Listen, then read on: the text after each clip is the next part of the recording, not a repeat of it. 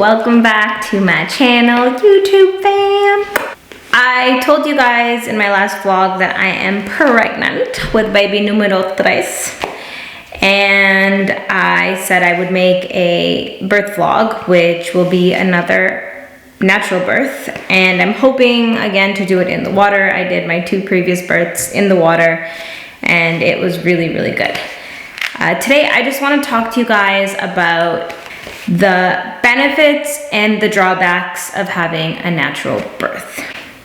So the first benefit that I would say was really, really good for me, because when you have 2 other kids, you want to be able to function as normally and as quickly as possible.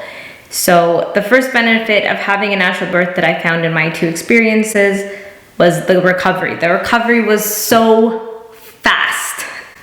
I think I shouldn't have, but I was cleaning the house the next day, which was kind of crazy. Like, I was doing regular light chores.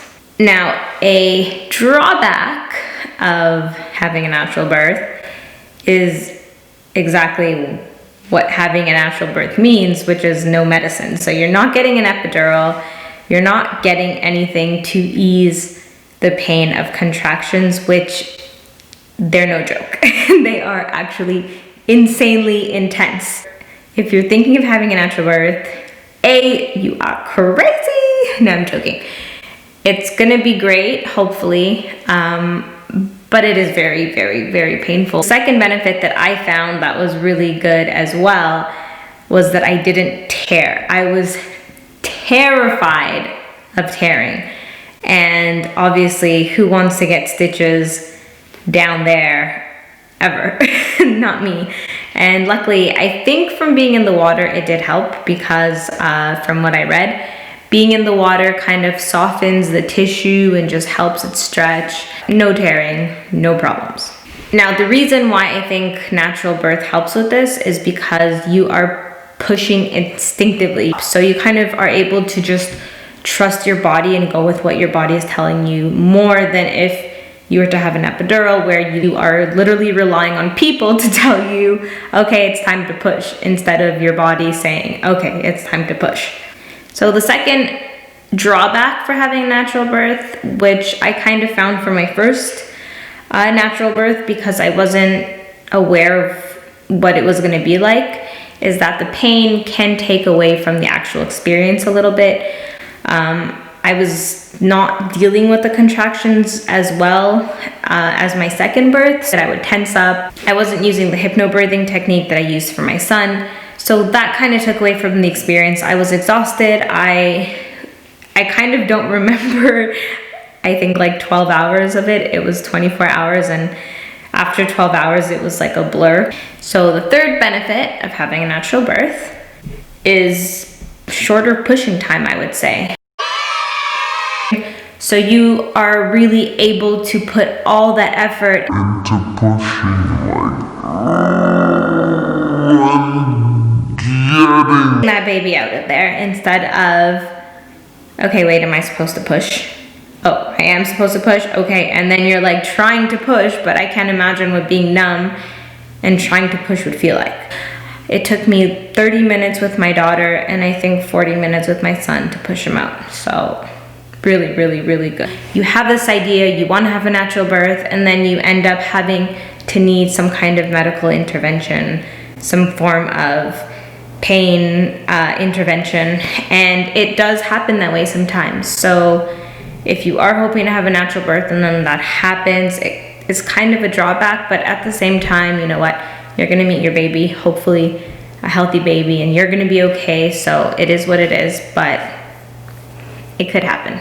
Now, as in another benefit of having a natural birth is that you have a decreased chance of actually needing some kind of intervention.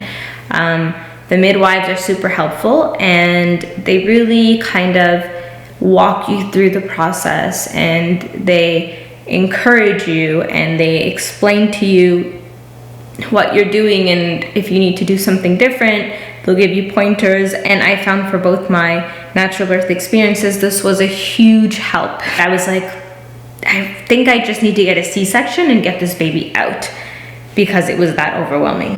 But I didn't. The midwives were super supportive and I ended up having them both naturally. Now, if you're having a natural birth, you do have the possibility of having a prolonged birth. So I was in labor with my daughter, like I said, for 24 hours.